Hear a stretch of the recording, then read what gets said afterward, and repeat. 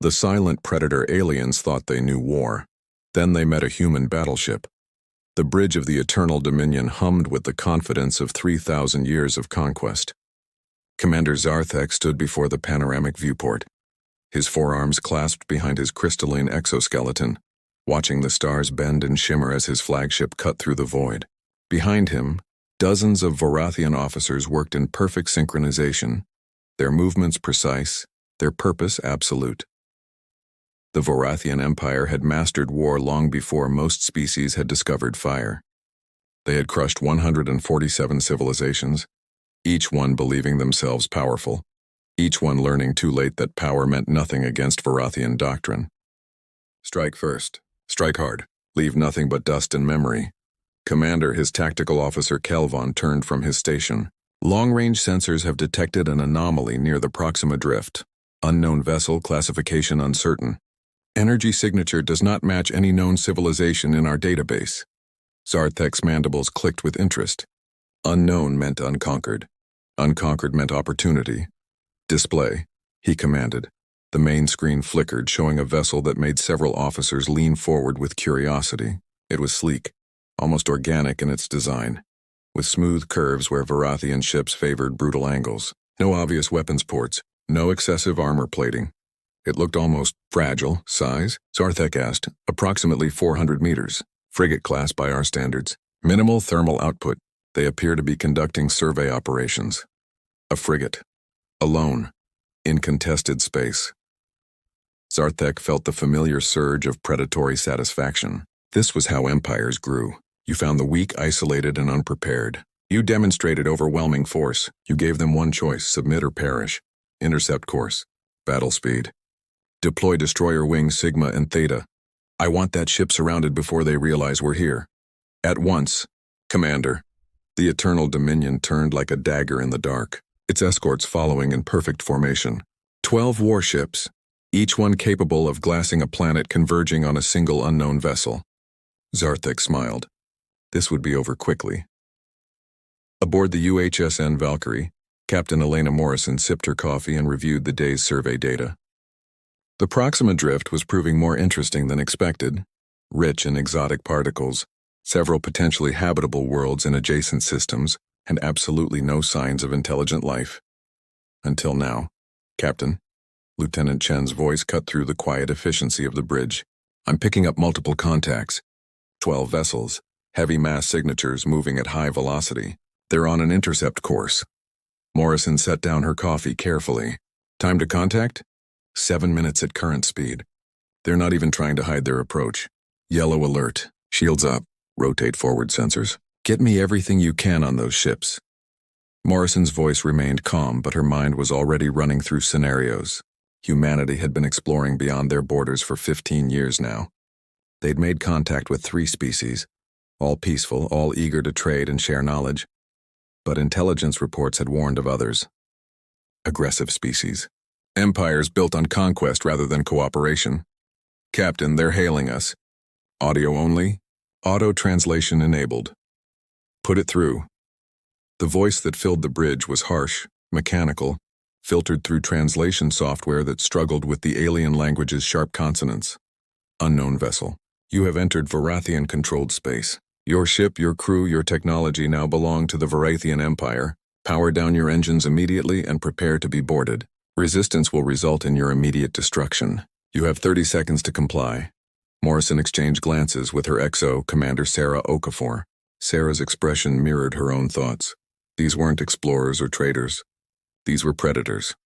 Open a channel, Morrison said. This is Captain Elena Morrison of the United Human Space Navy vessel Valkyrie. We are on a peaceful survey mission. We had no knowledge of your territorial claims. We are prepared to withdraw immediately and open diplomatic communications through proper channels. Silence for 5 seconds. Then, you will comply or you will be destroyed. 20 seconds. Morrison felt her jaw tighten. Humanity had spent 2 centuries learning hard lessons about bullies. You didn't appease them. You didn't show weakness. But you also didn't throw lives away on pride. All hands, battle stations. Chen, plot us a retreat vector through the asteroid field at coordinates 77 Delta. Engineering, I need everything the reactor can give me. Captain, they're firing.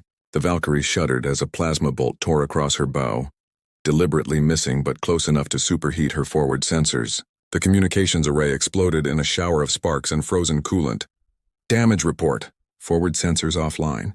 Communications array destroyed. No casualties. It was a warning shot. Morrison's eyes narrowed. They just destroyed her ability to call for help. These aliens weren't just aggressive. They were experienced predators who knew exactly how to isolate prey. Execute retreat vector. Maximum acceleration. Deploy countermeasures.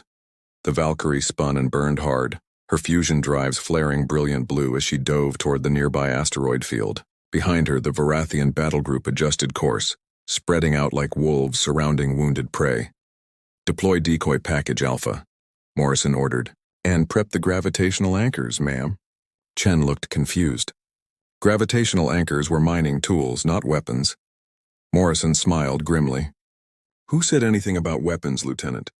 Zarthek watched the human vessel flee and felt satisfaction wash over him. They always ran, pursuing prey, Kelvon reported. They've entered the asteroid field, foolish, they've trapped themselves. Deploy destroyers in pursuit formation. Disable their engines, but keep the ship intact. I want their databases. I want to know where they came from. 3 Varathian destroyers broke formation, their angular hulls sliding between asteroids with practiced ease. They'd hunted in fields like this 1,000 times. The asteroids provided cover but also limited escape routes. The human ship had made its final mistake. Contact lost, one destroyer reported. They've deployed some kind of interference, a scanning. Then multiple contacts. 7. No, 12. Contacts moving at high speed. The communication cut off. Report. Zarthek snapped. Destroyer Fang of Victory reports collision with an asteroid. Severe damage.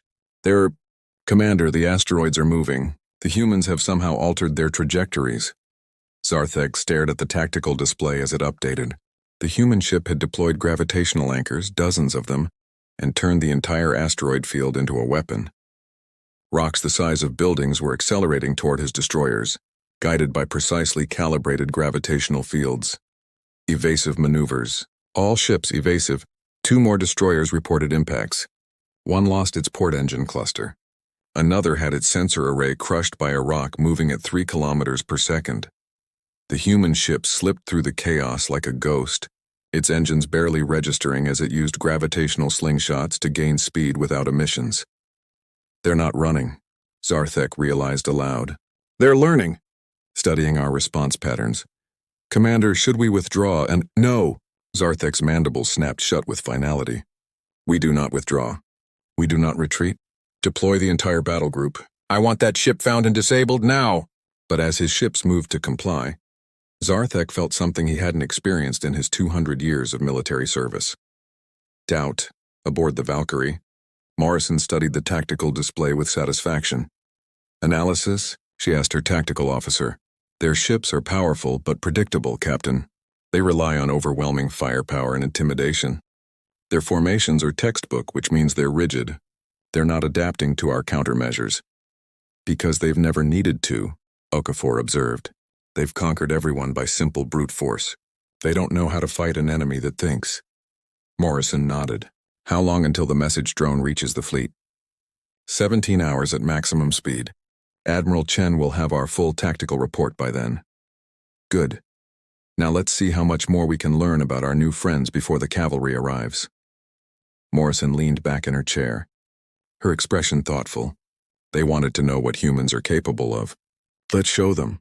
The Valkyrie adjusted course, diving deeper into the nebula ahead. Behind her, the Varathian fleet followed, unaware that they were no longer the hunters. They had become the studied. 6 hours later, Zarthek had lost 3 destroyers completely, and 5 more were operating at reduced capacity. The human ship had led them through nebulae, gravity wells, and radiation zones, always staying just out of reach, always leaving little surprises. Mines that weren't quite mines, they just disabled shields. Drones that didn't attack, they just jammed sensors. It was infuriating. Commander, we've cornered them in the Veil Nebula. They have nowhere left to run. Zarthek studied the display. The human ship was finally trapped, powered down, drifting in the heart of the nebula where sensors barely functioned. He'd deployed his entire remaining battle group in a perfect sphere around the nebula. Nothing could escape. Hail them, he ordered. Captain Morrison, Zarthek spoke directly this time. You have fought well for such a small vessel. But this ends now. Surrender your ship and your crew will be spared. Refuse, and I will reduce your vessel to atoms. You have 60 seconds to decide. The response came after 30 seconds. Morrison's voice was calm, almost amused. Commander Zarthek, you've just made 3 critical mistakes. First, you assumed we were running from you. Second, you assumed we were alone. And third, Morrison paused. You assumed we were the prey. Before Zarthek could respond, every sensor on his bridge screamed a warning simultaneously. Commander, FTL signature, massive energy spike. Something's coming through. The space behind the Eternal Dominion tore open like fabric ripping. The slipspace portal expanded 3 kilometers wide, bleeding purple and blue energy into real space. And through it came a ship that made Zarthek's flagship look like a child's toy. The UHSN Ragnarok emerged from slipspace with the inevitability of a rising sun. 3 kilometers of angular human engineering, bristling with weapon systems that Varathian sensors couldn't even classify. Its hull was midnight black, absorbing light, making it look like a hole torn in the universe itself. Zarthek's tactical officer's voice shook. Commander, its mass signature is, I'm reading weapons capacitors that could, by the ancestors. On every Varathian ship, alarm screamed. Targeting systems locked and immediately unlocked, confused by countermeasures they'd never encountered. The Ragnarok simply floated there, silent, massive, and utterly terrifying. A new voice came over the communication channel. Deep, male, absolutely calm. Commander Zarthek, this is Captain James Harding of the UHSN Ragnarok. You fired on one of our ships during peaceful first contact. You pursued and attempted to capture a vessel under my protection.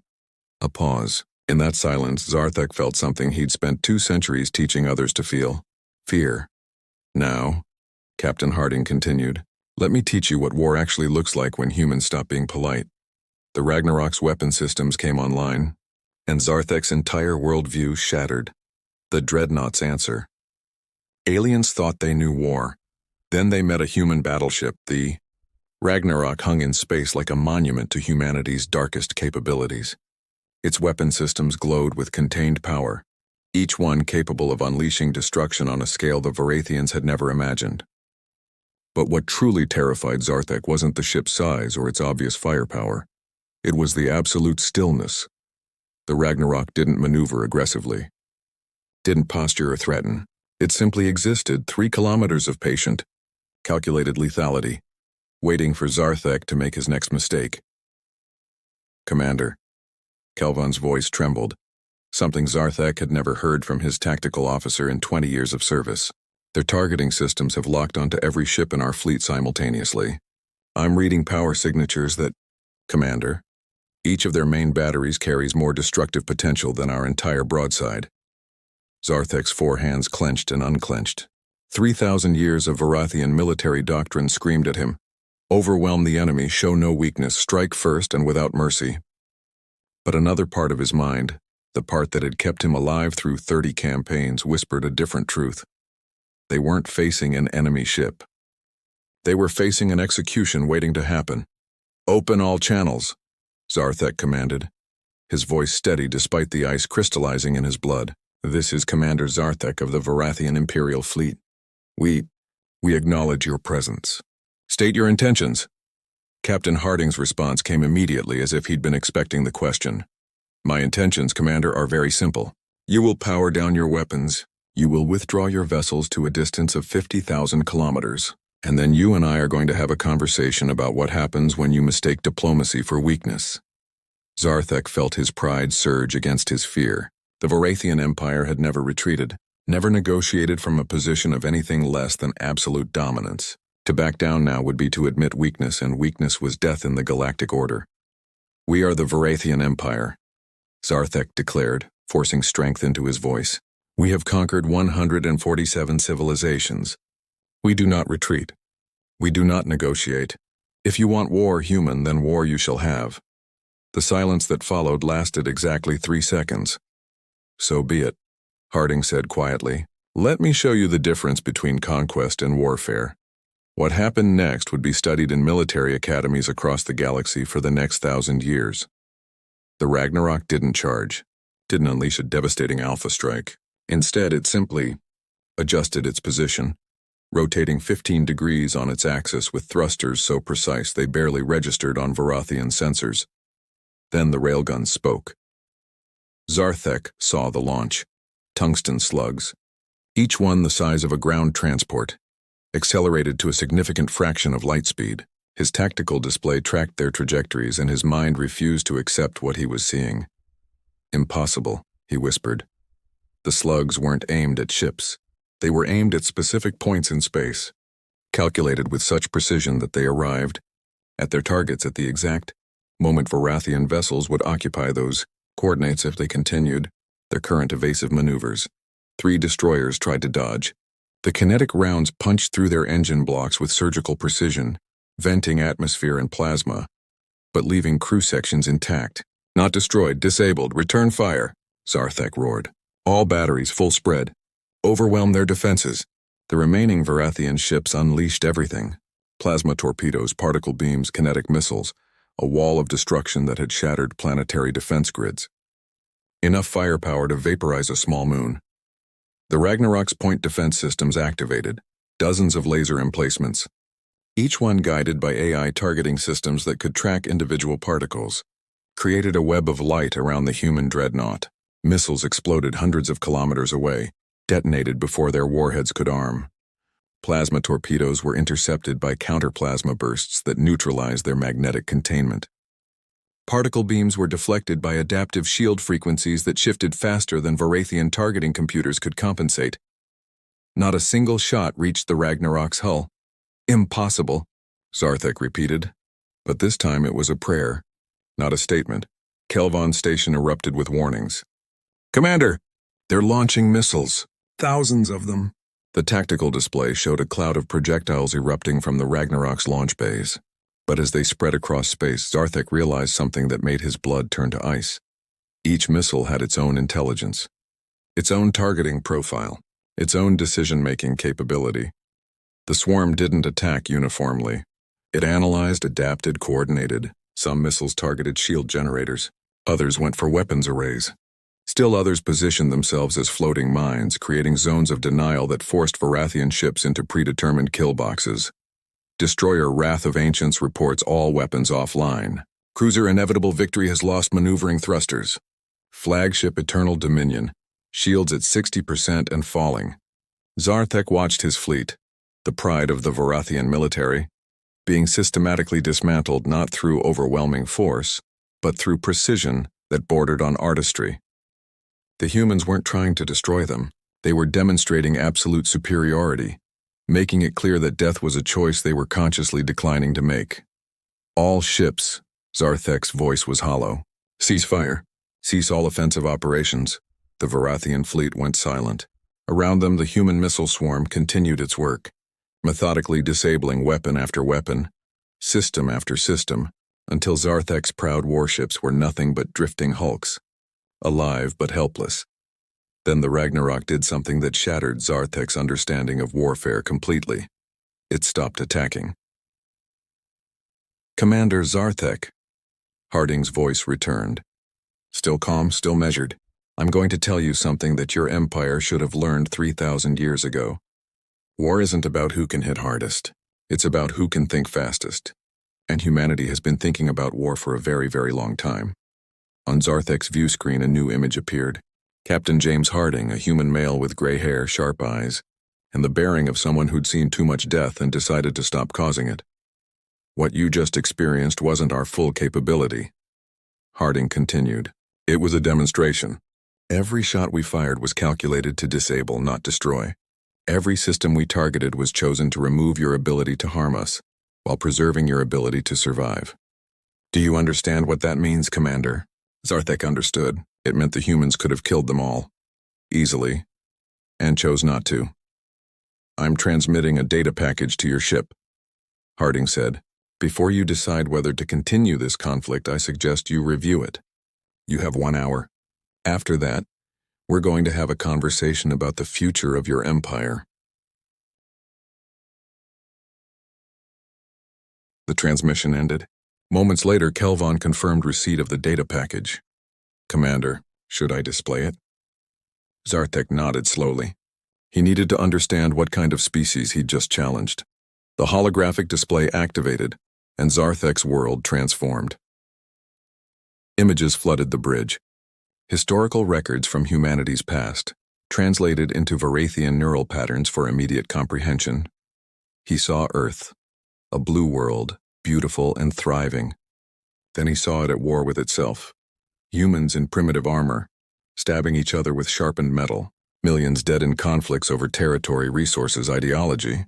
Then more advanced wars, projectile weapons, chemical attacks, trenches filled with corpses. Entire generations lost to industrial-scale slaughter. Then came the nuclear age. Zarthek watched cities evaporate in microseconds. Hundreds of thousands dead in heartbeats, the mushroom clouds rising like monuments to humanity's capacity for self-destruction. He saw the aftermath, burned shadows on walls where people had stood, children dying from radiation, ecosystems poisoned for generations. He saw humanity bring itself to the brink of extinction.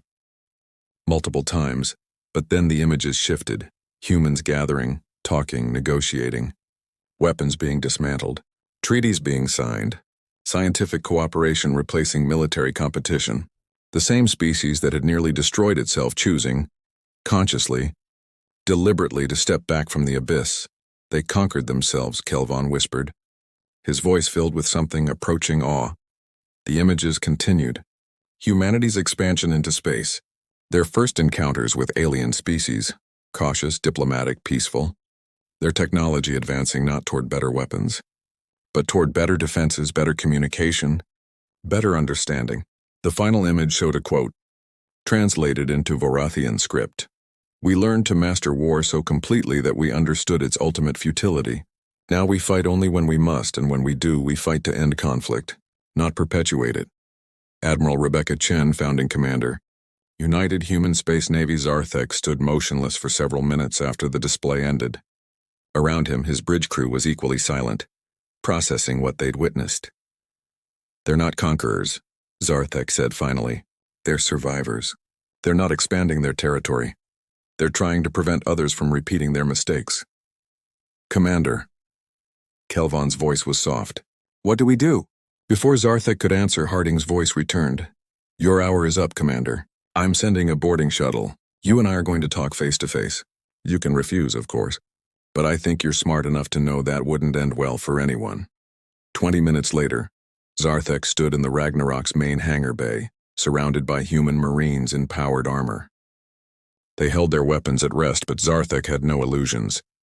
If he made a threatening move, he'd be dead before his nervous system could complete the command.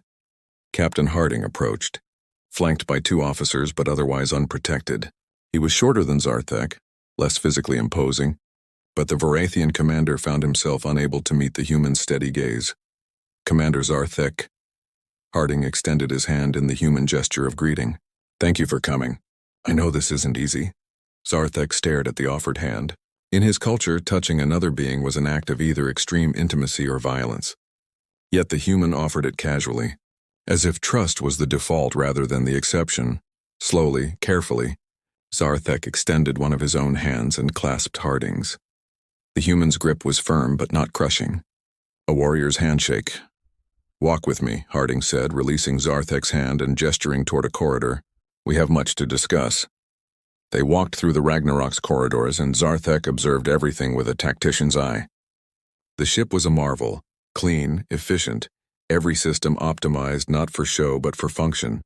They passed crew members who nodded respectfully to their captain but showed no fear of their alien prisoner. Harding led him to an observation deck overlooking the disabled Varathian fleet. "Tell me, Commander," Harding began, his voice quiet.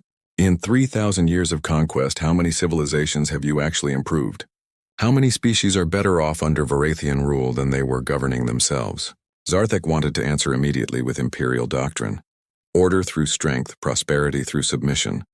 But the words died on his mandibles. He thought of the conquered worlds, their populations broken, their cultures erased, their resources extracted until nothing remained but obedience and resentment. "None," he admitted finally. "We take, we don't build. We conquer because it's what we've always done. Harding nodded. That's honest. I appreciate honesty. Now let me be equally honest with you. Humanity doesn't want your empire. We don't want your worlds. We don't even want revenge for you attacking our ship. What we want is for the killing to stop. You're asking us to abandon 3 millennia of tradition, Zarthek said. To unmake everything we are. No, Harding corrected. I'm asking you to evolve. We did. It nearly destroyed us, but we did it. The species that split atoms to destroy cities now uses that same technology to power peaceful colonies. The minds that engineered bioweapons now cure diseases. We channeled our capacity for violence into a capacity for protection. Harding turned to face Zarthek directly. You can do the same. Your empire has strength, resources, organizational capability. Imagine what you could accomplish if you directed all that toward building rather than destroying. And if we refuse? Zarthek had to ask. If we choose to continue as we have. Harding's expression didn't change, but his eyes turned cold as vacuum. Then we will stop you, not by conquering your empire, by making conquest impossible. We'll establish demilitarized zones. We'll protect the species you've oppressed. We'll give them the technology to defend themselves. And every time your fleets attack, we'll disable them. Just like we did today, again and again. Until your empire collapses under the weight of its own futility. The human captain's voice softened slightly. But it doesn't have to be that way, Commander. You can choose differently. Today. Right now. 12 hours later, the Varathian fleet began its withdrawal from occupied space. The process would take months, overseen by human peacekeeping forces and representatives from dozens of liberated species. The Varathian Empire would survive, but it would never again be the unchallenged predator of the galaxy. Zarthek remained aboard the Ragnarok for 3 days, working with Harding and his staff to coordinate the transition. On his final evening, he stood again at the observation deck, watching human ships establish defensive positions around formerly conquered worlds. You're giving them hope, he said as Harding joined him, something we spent 3,000 years crushing. Hope is a powerful weapon, Harding replied. More powerful than any gun we've built. It's what saved humanity from ourselves. Maybe it can do the same for your people. I don't know if my empire can change, Zarthek admitted. The Council of Ancestors won't accept this easily. Then you'll have to convince them. Or replace them. Harding met Zarthek's gaze. Revolution doesn't always come from outside, Commander.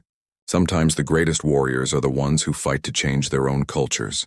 The next morning, Zarthek departed aboard a human transport. His crew returned to him, his ships repaired but their weapons placed under control lockouts that only human technology could release. As his vessel approached the Eternal Dominion, he looked back at the Ragnarok one final time. The human dreadnought was already moving toward its next assignment. Not conquest, but protection. Humanity's answer to 3,000 years of galactic violence. Captain Morrison, Harding's voice came through the comm system as the Valkyrie prepared to depart. Outstanding work. Your tactical analysis of Varathian capabilities made this entire operation possible. Thank you, sir, Morrison replied. Though I have to admit I'm glad the diplomacy part was your job. I'm much better at running away from problems than solving them. Harding's laugh echoed across the channel. Running away, Captain? Is that what we're calling brilliant tactical reconnaissance now? I'll have to update the manual. Morrison smiled. Do you think they'll really change, sir? The Varathians? Harding was quiet for a moment. I don't know, Elena. But we gave them something their empire never gave the civilizations they conquered. A choice. A second chance. That's all any of us can really ask for. And if they choose wrong, then we'll be here. Not to destroy them, but to ensure they can't destroy others. That's what separates us from them, Captain. We fight to protect, not to conquer. We win by making war obsolete, not by perfecting it. The Valkyrie and the Ragnarok formed up with their escort fleet, preparing for the jump to human space. Behind them, the Varathian fleet began its long journey home, carrying with it the seeds of change that might transform an empire or destroy it. Time would tell. 3 months later, in the throne chamber of the Varathian homeworld, Commander Zarthek stood before the Council of Ancestors. The ancient leaders, some over 500 years old, listened in stony silence as he delivered his report. The humans are unlike any species we have encountered, Zarthek concluded. They possess military capability that exceeds our own by orders of magnitude. But more importantly, they possess something we lost millennia ago, a purpose beyond mere survival and domination. They fight to protect, not to conquer. They build, rather than destroy. And they defeated us without hatred, without cruelty, without the very characteristics that have defined our empire for 3,000 years. The eldest of the council, Grand Ancestor Velmor, leaned forward on his throne. You speak as if you admire them. I do, Ancestor, because they showed me what we could become if we chose to evolve rather than stagnate. Silence filled the chamber. Then, slowly, Velmor nodded. The council will consider your words, Commander. You are dismissed. As Zarthek left the throne chamber, he felt the weight of history pressing down on him. Change wouldn't come easily to the Varathian Empire. It might not come at all. But for the first time in his 200 years of life, he allowed himself to feel something he'd never experienced before: hope. Aboard the Ragnarok, now stationed at the edge of human space, Captain Harding sat in his ready room reviewing reports from across the demilitarized zones. Species emerging from centuries of oppression, cautiously building their own futures. Varathian forces withdrawing, slowly, grudgingly, but withdrawing nonetheless. His XO, Commander David Park, entered with a data pad. Sir, we've received a transmission from Varathian space. It's marked urgent, eyes only for you. Harding took the pad and activated it. Commander Zarthek's face appeared, his expression unreadable. Captain Harding, I wanted you to be the first to know. The Council of Ancestors has voted to begin what they're calling the Reformation. We're establishing a peacekeeping force modeled after your own. We're opening diplomatic channels with species we once conquered. And we're beginning the long process of making amends for 3,000 years of violence. The Varathian commander paused. It will take generations. Many of my people oppose it. Some will fight it. But you showed us that change is possible, even for a species as old and set in its ways as ours. Thank you, Captain, for giving us a second chance, for showing us that strength can be measured in mercy, not just firepower. The transmission ended. Harding sat back in his chair and allowed himself a small smile. The galaxy was still a dangerous place. There were still threats, still conflicts, still species that chose violence over peace. But today, at least, one empire had chosen to evolve rather than conquer. And that was enough. Commander Park, Harding said, send a message to Admiral Chen. Tell her the Varathian situation is stable. We're ready for our next assignment. Aye, sir. Where are we headed? Harding looked out his viewport at the stars. Beyond, millions of them. Each one potentially harboring civilizations, conflicts, opportunities for humanity to show that war wasn't about winning battles. It was about making battles unnecessary. Wherever we're needed, Commander, wherever we're needed.